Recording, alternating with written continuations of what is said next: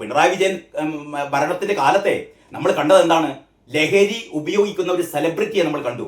ഓർമ്മയുണ്ടോ നിങ്ങൾക്ക് ആ പേര്? ലഹരി ഉപയോഗിക്കുന്നത് ലഹരി ഉപയോഗിക്കുമ്പോൾ പോലീസ് റെയ്ഡ് ചെയ്ത് ആ ലഹരി ഉപയോഗിക്കുന്നത് പിടിക്കുകയും ലഹരി മരുന്നുകൾ കണ്ടെത്തുകയും ചെയ്ത ഒരു സെലിബ്രിറ്റി എന്നും ഇതിനെപ്പറ്റി പറഞ്ഞോളൂ കേട്ടോ. വേടൻ എന്ന് പറയുന്ന ഹിരൺദാസ് എന്ന പേരുള്ള ഒരു ചെറുപ്പക്കാരൻ, വേടൻ എന്നാണ് ഇവൻ അറിയപ്പെടുന്നത്. കേരളത്തിലെ നമ്പർ 1 ക്രിമിനലാണ് ഇവൻ, അല്ലേ? എന്ത് സംശയമുണ്ടോ? ഇവൻ ചെയ്തു കൂട്ടിയ അതിക്രമങ്ങൾ കേരളത്തിൽ ഒരു പക്ഷേ ഒരു യുവാവും ചെയ്തിട്ടുണ്ടാവില്ല കേട്ടോ. എത്ര പെൺകുട്ടികളെയാണ് ഇവൻ ബലാത്സംഗം ചെയ്ത് അവരുടെ ജീവിതം താറുമാറാക്കിയെന്ന് നിങ്ങൾക്കറിയോ? തൃശ്ശൂരിലുള്ള പെൺകുട്ടിയെ ഞാൻ നിരവധി വീഡിയോകൾ ഇതിനെ സംബന്ധിച്ച് ചെയ്തിരുന്നു. തൃശ്ശൂരിലുള്ള ഒരു പെൺകുട്ടി, അവളെ ക്രൂരമായി ബലാത്സംഗം ചെയ്തതിന്റെ കഥ പെൺകുട്ടി പറയുന്നുണ്ട് കേട്ടോ. വേടനെതിരെ 2 or 3 ലൈംഗിക പീഡന പരാതികൾ പോലീസിന്റെ അടുത്തുണ്ട്. ജാമ്യത്തിൽ ഇറങ്ങി നടക്കുകയാണ് ഇയാളുടെ ഫ്ളാറ്റിൽ നിന്നാണ് കഞ്ചാവ് പിടിച്ചെടുത്തത്. ഇയാൾ കഞ്ചാവ് ഉപയോഗിക്കുന്നു, ഇയാൾ മയക്കുമരുന്ന് ഉപയോഗിക്കുന്നു എന്നുള്ളത് പോലീസിന്റെ സമക്ഷത്തിൽ തെളിഞ്ഞ കാര്യമാണ്. അതും കൂടാതെ ഇയാൾ മറ്റേ പുലിനഖം, പുലിപ്പല്ല്, ഇത് വനം വന്യജീവി വകുപ്പിന്റെ പേരുള്ള വേറെ കേസ്, ഇമാതിരി കേസുകളൊക്കെ ഉണ്ടായിരുന്ന വേടനെ ഈ പിണറായി സർക്കാർ എങ്ങനെയാണ് തലയിലേക്ക് കൊണ്ടു നടന്ന് നമ്മൾ കണ്ടതല്ലേ? സർക്കാർ പരിപാടികളിൽ ആളെ കൂട്ടാൻ വേടനെ തലയിലേക്ക് കൊണ്ട് നടക്കുകയായിരുന്നില്ല ഇവര്, അല്ലേ? വേടന്റെ കല്യാണം പോലും പ്രഖ്യാപിക്കുന്നത് പാർട്ടി സെക്രട്ടറിയാണ്. അപ്പൊ ഏറ്റവും വലിയ മയക്കുമരുന്നിന്റെ ഒരു കഞ്ചാവോളി, അത് ശശികല ടീച്ചർ കഞ്ചാവോളി എന്ന് പറയുമ്പോഴാണ് ആൾക്കാരെല്ലാം പാടെ ശശികല ടീച്ചർ ആക്രമിച്ചോ കഞ്ചാവോളി എന്ന് പറയുമ്പോൾ ഇപ്പം കഞ്ചാവോളി അല്ലാതെ പിന്നെ എന്തോ ഓളിയാണ്. അപ്പൊ വേടന്റെ മാതിരിയുള്ള കഞ്ചാവോളികളെ, വേടന്റെ മാതിരിയുള്ള ക്രിമിനലുകളെ മഹത്വവൽക്കരിക്കുക, ഇവരെ കൊണ്ടു നടക്കുക, ഇവർക്ക് പരിപാടി കൊടുക്കുക, ഇവർക്ക് എന്താ പറയാ ലക്ഷങ്ങൾ കൊടുത്തുകൊണ്ട് ഇവരുടെ ഇത്തരത്തിൽപ്പെട്ട വേടന്റെ സംഗീതം എന്നൊക്കെ പറഞ്ഞാൽ ഞാൻ പറയുന്നില്ല, അത്ര കാര്യങ്ങൾ ഞാൻ കടക്കുന്നില്ല. ഇവന്റെ ഈ തുള്ളിച്ചാടൽ, ഇവന്റെ ഇത്തരത്തിലുള്ള ആക്രോശങ്ങൾ, ഇവന്റെ എന്താ പറയാ കവിതയാണ്, അവാർഡ് വരെ കൊടുത്തു. അതാണ് ഏറ്റവും വലിയ സാഹിത്യ രചനയ്ക്കുള്ള അവാർഡ്. വയലാറിന് കൊടുത്ത അവാർഡാണ്. വയലാറിനും ONV-ക്കും യൂസഫ് അലി കാച്ചേരിക്കും ഭാസ്കര മാഷിക്കൊക്കെ കൊടുത്ത അവാർഡ് വേടന് കൊടുത്ത നെറികെട്ടവന്മാരാണ് പിണറായി സർക്കാർ. അപ്പൊ വേടനെ പോലുള്ള മയക്കുമരുന്ന് ഉപയോഗിക്കുന്ന ആളുകളെ, അല്ലെങ്കിൽ ഇത്തരത്തിൽപ്പെട്ട മയക്കുമരുന്നിനെ പ്രോത്സാഹിപ്പിക്കുന്ന ആൾക്കാരെ, മയക്കുമരുന്ന് കൈവശം വെച്ച ആൾക്കാരെ, ഇവരെ മുഴുവനും കൊണ്ടു നടന്ന, ഇവരെ മുഴുവനും മഹത്വവൽക്കരിച്ച, ഇവരെ മുഴുവനും തങ്ങളുടെ പബ്ലിസിറ്റിക്ക് വേണ്ടി ഉപയോഗിച്ച പിണറായി സർക്കാരാണ് എനിക്ക് തോന്നുന്നു ഏറ്റവും കൂടുതൽ ഈ കഴിഞ്ഞ കേരളത്തിന്റെ ചരിത്രമെടുത്താൽ മയക്കുമരുന്നിനെ പ്രോത്സാഹിപ്പിച്ചത് പിണറായി വിജയൻ സർക്കാരാണ്. ജി സുധാകരൻ പറഞ്ഞിട്ടില്ലേ, ഇവിടെ ലഹരി മാഫിയയാണ്, ആലപ്പുഴയിലെ പാർട്ടി എന്ന് പറയുന്നത് ലഹരി മാഫിയാണ്, ക്രിമിനലുകളുടെ സംഘമാണെന്ന് പറഞ്ഞത് ജി സുധാകരനാണ്. ഇത് ആലപ്പുഴ മാത്രമല്ല, കേരളത്തിലെ ഒരൊറ്റ മുതൽ മറ്റേറ്റം വരെ എടുത്തോ ഈ ഇടപാടുകൾ എത്ര ലഹരി കേസുകളിൽ എത്ര DYFIക്കാർ, എത്ര CPM-കാർ പ്രതികളായിട്ടുണ്ടെന്ന് നിങ്ങൾക്കറിയില്ലേ? എന്ന് പറഞ്ഞാൽ ഇവിടെ ലഹരി ഒഴുക്കിയത്, ഇതിന്റെ പിന്നിൽ പ്രവർത്തിച്ചത് ഇത്തരത്തിൽപ്പെട്ട പാർട്ടി നേതാക്കന്മാരാണ്. എന്താ സംശയം? അപ്പൊ ഇതിന്റെ ഉൽപാദകരെ കണ്ടെത്തി, അല്ലെങ്കിൽ ഇത്തരത്തിലുള്ള രാസലഹരി തയ്യാറാക്കുന്ന, ഇത്തരത്തിലുള്ള കഞ്ചാവ് ഉൽപ്പാദിപ്പിക്കുന്ന ഇതിന്റെ ഉൽപാദകരെ, അല്ലെങ്കിൽ ഇതിന് പിന്നിൽ പ്രവർത്തിക്കുന്നവരെ, ഇത് തയ്യാറാക്കുന്നവരെ കണ്ടെത്തി അതിന്റെ വേറിറക്കുക എന്നുള്ളതാണ് ഓപ്പറേഷൻ തുഫാന്റെ പ്രധാനപ്പെട്ട ലക്ഷ്യമെന്ന് രമേശ് ചെന്നിത്തല പറയുമ്പോ ഇത് കൈയടിച്ച് പ്രോത്സാഹിപ്പിക്കേണ്ടതല്ലേ, അല്ലേ? അതാണ് വിഷ്ണുവിന്റെ ഈ സ്റ്റോറി കേട്ടോ. യുവാക്കളെയും വിദ്യാർത്ഥികളെയും അടിമകളും അക്രമകാരികളുമാക്കുന്ന ഇവരെ ഉൾപ്പെടെ പൂട്ടാനുള്ള ഓപ്പറേഷൻ തൂഫാന് ഇന്ന് തുടക്കം. പിന്നെ പറയുന്നത് 10 വർഷത്തിനിടെ 554 കോടിയുടെ രാസലഹരി പിടിച്ചു എന്നാണ് ഔദ്യോഗിക കണക്ക്. ഇതിന്റെ പല മടങ്ങ് പോലീസിന്റെയും എക്സൈസിന്റെയും കണ്ണു വെട്ടിച്ച് വിൽപ്പന നടത്തിയിട്ടുണ്ട്, അല്ലെ? ഈ പിടിക്കപ്പെടുന്നതല്ലേ നമ്മൾ അറിയുന്നുള്ളൂ, പിടിക്കപ്പെടാതെ പോകുന്നത് നമ്മൾ അറിയുന്നില്ലല്ലോ. ഈ 1000-1 ചിലപ്പോൾ പിടിക്കപ്പെടുക. അപ്പൊ പിടിക്കപ്പെടുന്നത് എത്രയാണ്? 554 കോടി. 10 വർഷം കൊണ്ട് 554 കോടിയുടെ മയക്കുമരുന്നാണ് പിടിച്ചെടുത്തെന്ന് പറയുമ്പോൾ ഇതിന്റെ 100 ഇരട്ടിയോ 1000 ഇരട്ടിയോ ആയിരിക്കും ഇവിടെ കേരളത്തിൽ വിൽപ്പന നടത്തിയിട്ടുള്ളത്. എന്നാൽ അന്തർ സംസ്ഥാന ലഹരി കടത്തുകാരും സംഭരിക്കുന്നവരുമെല്ലാം രക്ഷപ്പെടുന്നു. ആര് രക്ഷപ്പെടുന്നു? അന്തർ സംസ്ഥാന ലഹരി കടത്തുകാരും, ഏറ്റവും വലിയ ലഹരി മാഫിയകൾ രക്ഷപ്പെടുന്നു. പിടിയിലാകുന്നവരാണെന്നറിയോ?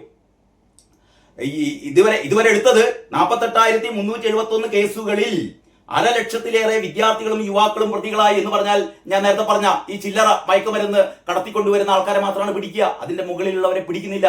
എൻ്റെ ഒരു സുഹൃത്ത്, ഈ ഫോറസ്റ്റ് റേഞ്ചർ ആയിരുന്ന എൻ്റെ ഒരു സുഹൃത്ത് പറഞ്ഞ ഏറ്റവും പ്രധാനപ്പെട്ട കാര്യമുണ്ട് കേട്ടോ.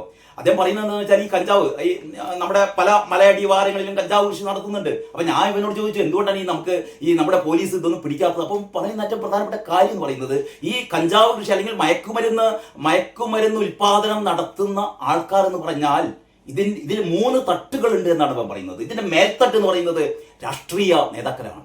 രാഷ്ട്രീയ നേതാക്കൾ, എല്ലാ പാർട്ടികളിലും പെട്ട രാഷ്ട്രീയ നേതാക്കളാണ് ഏത് മയക്കുമരുന്ന് ഉൽപാദക സംഘത്തിന്റെയും മേൽത്തട്ട്. ഇവരാണ് സംരക്ഷണം നൽകുന്നത്. രണ്ടാമത്തെ വിഭാഗമാണ് ഇതിനുവേണ്ടി പൈസ മുടക്കുന്ന ആൾക്കാർ. മൂന്നാമത്തെ വിഭാഗമാണ് ഇത് തയ്യാറാക്കുന്ന ആൾക്കാർ.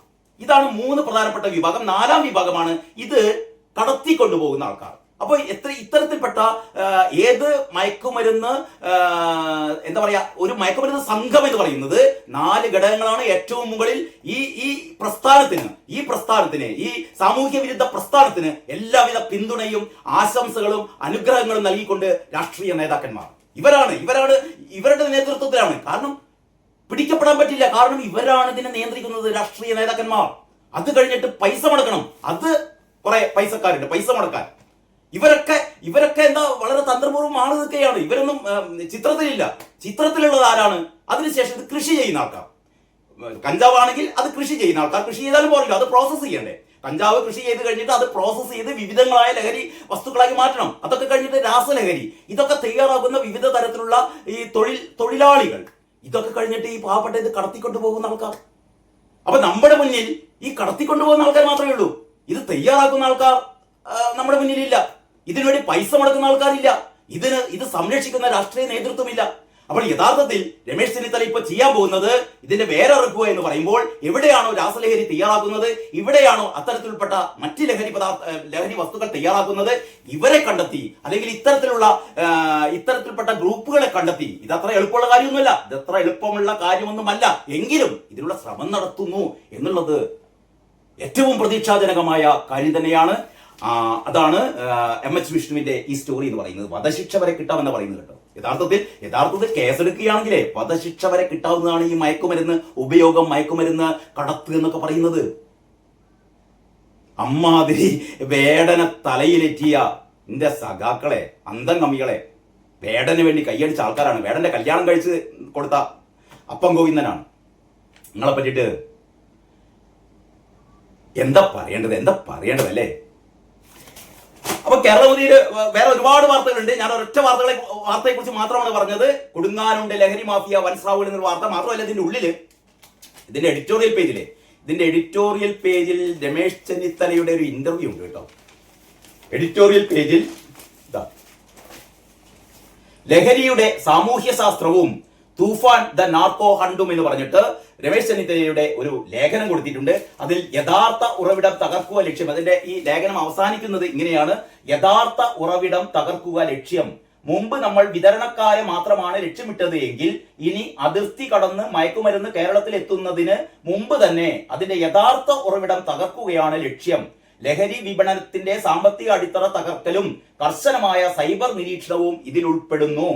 വിട്ടുവീഴ്ചയില്ലാത്ത ഈ പോരാട്ടത്തിൽ പോലീസിനൊപ്പം വിദ്യാഭ്യാസ വകുപ്പും എക്സൈസ് വകുപ്പും അധ്യാപകരും രക്ഷിതാക്കളും പൊതുസമൂഹവും എല്ലാം ഒരൊറ്റ മനസ്സോടെ അണിനിരക്കണമെന്നാണ് ചെന്നിത്തല പറയുന്നത്.